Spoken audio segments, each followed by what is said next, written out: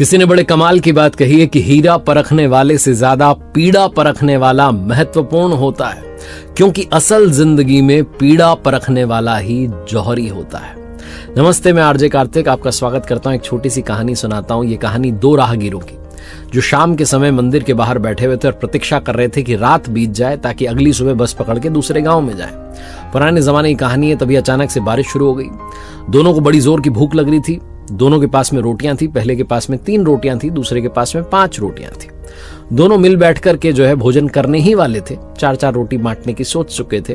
तभी तीसरा वहां पर राहगीर आ गया। उसने कहा, मुझे बड़ी जोर की भूख लगी है, क्या मैं भी आपके साथ में खाना खा सकता हूं? मुझे भी कल सुबह की बस यहीं से पकड़नी है।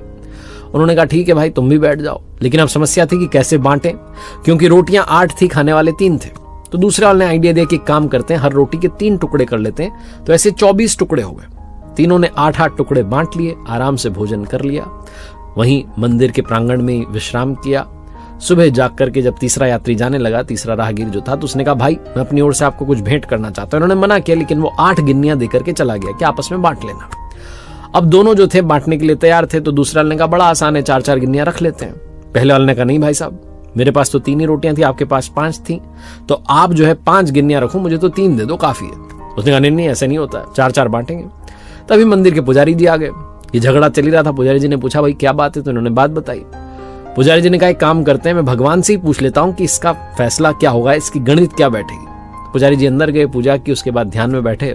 ध्यान में भगवान ने दर्शन दिए और पुजारी जी ने उनसे पूछा कि हमारे यहाँ पर 2 राहगीर रुके हुए थे, तीसरा आया था, इन्होंने मिल बांट करके भोजन किया, वो गिन्नियां देकर के गया, अब क्या हिसाब बनता है, आपकी गणित बताइए। तो भगवान ने अपनी गणित बताई। भगवान ने कहा कि जो पहले वाला है उसको सिर्फ 1 गिन्नी मिलनी चाहिए और दूसरे वाले को 7 मिलनी चाहिए। पुजारी जी ने कहा, ये क्या आप बता रहे हैं, ये कौन सा गणित हुआ?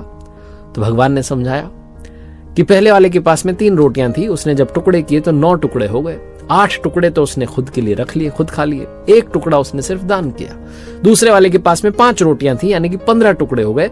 उसने 8 जो टुकड़े थे अपने पास रख लिए, 7 उसने अपनी ओर से दान कर दिया, इसलिए उसका हक 7 गिन्नियों पर बनता है। पुजारी जी का जब ध्यान टूटा, वो बाहर आया, आकर के उन्होंने निर्णय सुनाया। तो दोनों ने भगवान के निर्णय को स्वीकार किया। पहले वाले ने सिर्फ 1 गिन्नी रखी, दूसरे ने 7 रखी और वहां से चले गए। ये कहानी बड़ी छोटी सी है। अगर आपको ये गणित समझ में ना आई हो तो आप दोबारा से कहानी देखिएगा। लेकिन कहानी ये सिखाती है कि भगवान का जो निर्णय होता है, जो उनका गणित होता है, वो हमारे गणित से अलग है। हम तो सांसारिक दृष्टि से देखते हैं, प्रभु का निर्णय कुछ अलग होता है। जो त्याग की भावना रखते हैं, भगवान उन पर जमकर कृपा बरसाते हैं। लेकिन आज के जमाने में कुछ लोग तो सिर्फ इसलिए डोनेट करते हैं ताकि दुनिया में दिखावा हो जाए कि हमने दान किया है। अगर आप सिर्फ दिखावे की दृष्टि से दान करेंगे तो वो डोनेशन नहीं होगा, वो दान नहीं होगा, वो मदद नहीं होगी। मदद तो ऐसी होनी चाहिए कि पता भी ना चले और आप किसी की मदद कर दें। एक बार फिर से वही बात कहूंगा जो हमेशा कहता हूं, कर दिखाओ कुछ ऐसा कि दुनिया करना चाहे आपके जैसा। याद रखिए, हर सोमवार सुबह 9:30 बजे मेरे साथ देखिए एक नई कहानी। और हाँ, मैंने अपनी ऑफिशियल वेबसाइट लॉन्च की है जिसका URL है www.rjkartik.in। जाइएगा, कुछ कोर्सेज वहां पर मैंने लॉन्च किए, आप देखिएगा, आपके काम आएंगे।